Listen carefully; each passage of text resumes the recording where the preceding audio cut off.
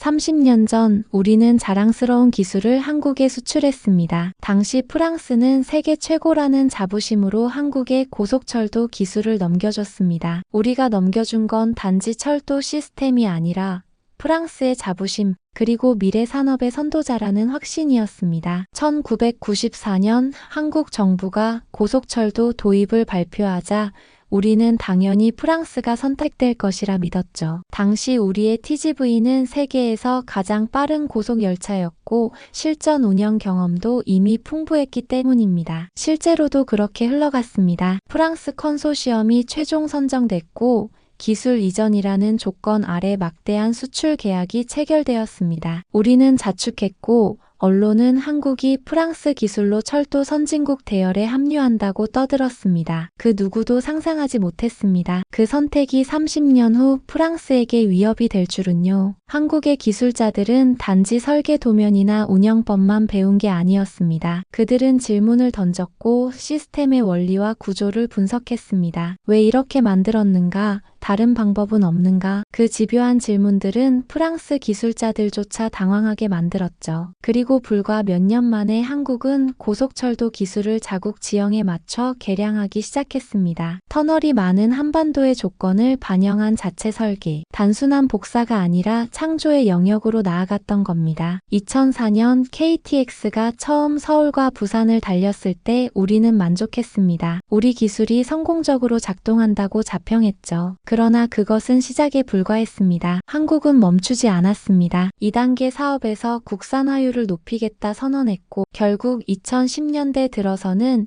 KTX-3000이라는 한국형 고속열차가 등장합니다. 외관부터 내부 시스템까지 완전히 새롭게 설계된 고속열차. 우리가 준 설계도는 참고서가 되었고 한국은 독자 노선을 달리기 시작했습니다. 2013년 시속 421.4km를 기록한 시험열차. 해무는 프랑스 TGV와 어깨를 나란히 하거나 경우에 따라선 뛰어넘는 성능을 보여줬습니다. 그것도 일본식 신칸센 기술과는 다른 분산 동력형 고속열차 기술까지 포함해서요. 놀랍게도 프랑스는 그 기술을 한국에 넘긴 적이 없었습니다. 한국은 완전히 독자적인 방식으로 개발했고 상용화까지 해냈죠. 우리가 아직 실험실에서 연구하고 있던 기술을요. 그때부터 우리는 달라진 위상을 인정하기 시작했습니다. 더 이상 기술을 수입하던 나라가 아닌 기술을 수출하는 나라. 터키, 인도네시아, 심지어 유럽 국가인 폴란드까지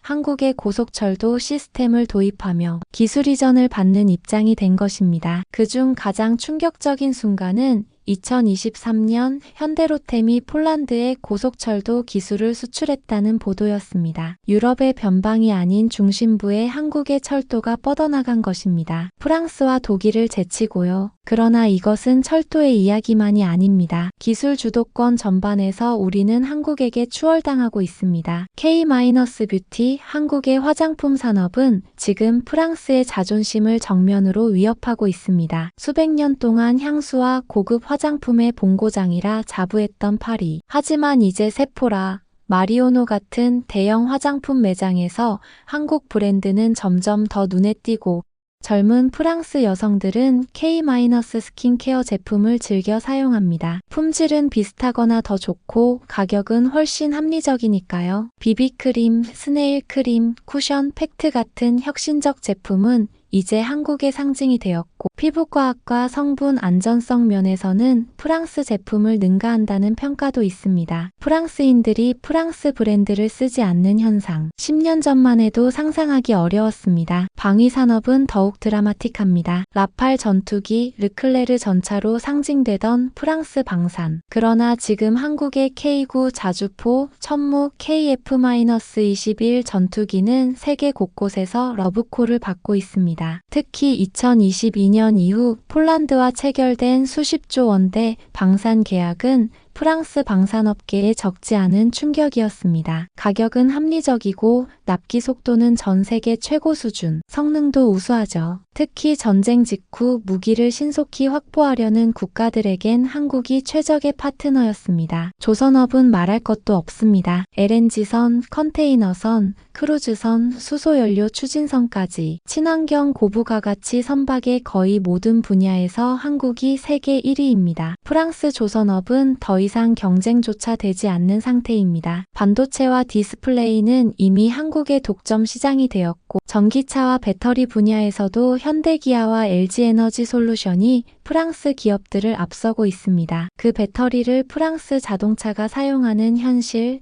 프랑스 언론조차 받아들이기 힘들어했죠. 이러한 기술 역전의 배경에는 무엇이 있을까요? 한국은 단순히 기술을 받아들이는 나라가 아니었습니다. 그 기술의 본질을 파악하고 그 위에 자신들만의 시스템을 설계한 나라였습니다. 정부, 기업, 연구소, 대학이 하나의 목표로 뭉쳤고 집단지성이 작동했습니다. 교육은 엘리트 몇 명이 아닌 국민 전체의 수준을 끌어올리는 방향으로 진행됐고 변화에 민첩하게 대응하는 문화가 자리 잡았습니다. 실패를 두려워하지 않고 항상 도전했습니다. 반면 프랑스는 엘리트 교육, 안정지향, 조직 간 단절, 고집스러운 문화가 변화를 막았습니다. 영어를 꺼리는 문화는 세계 시장에서 소통을 가로막았고 기존의 프라이드를 앞세운 폐쇄성이 창조적 융합을 막아섰습니다. 프랑스 기업들은 안정된 기존 사업에 안주했고 정부는 산업 보호에 치중했습니다. 반면 한국은 미래 기술에 과감히 투자했고 실패를 거쳐 성장했습니다. 프랑스의 위기는 프랑스가 만든 것입니다. 오만함 그리고 과거의 영광에 안주한 결과 우리는 1994년 한국의 기술을 팔면서 영원히 우리 뒤에 있을 것이라 믿었습니다. 그러나 그들이 가져간 것은 기술이 아니라 도전의 정신이었습니다. 그들이 구축한 것은 복제가 아닌 창조의 시스템이었고 우리가 놓친 것은 겸손이었습니다. 며칠 전 서울에서 편지가 도착했습니다. 한국철도기술연구원이 프랑스 철도 전문가들을 위한 연수 프로그램을 제안한 내용이었습니다. 30년 전 우리가 그들에게 했던 방식과 정반대였습니다. 그 편지를 읽는 순간 기묘한 감정이 스쳐갔습니다. 질투와 부끄러움 그리고 늦은 존경. 이제 프랑스는 선택의 기로에 서 있습니다. 자존심을 앞세워 무시할 것인가 아니면 겸손하게 배우고 다시 시작할 것인가. 한국은 이제 우리의 경쟁자가 아니라 우리가 배워야 할 교사입니다. 우리는 한국에게 기술을 줬다고 믿었지만 사실은 미래를 넘겨줬던 것이었습니다. 그 미래가 지금 우리의 현실이 된 것입니다. 우리는 더 이상 프랑스가 최고라고 말할 수 없습니다. 이제는 한국이 미래를 이끌고 있고 우리는 그 뒤를 쫓아가야 하는 입장입니다. 기술이 중요한 것이 아닙니다. 변화를 두려워하지 않는 정신, 끊임없는 혁신과 도전, 그리고 멈추지 않는 지속성. 그것이야말로 한국이 가진 진짜 무기였습니다. 그리고 우리 프랑스가 다시 일어서기 위해 가장 먼저 배워야 할 덕목이기도 합니다.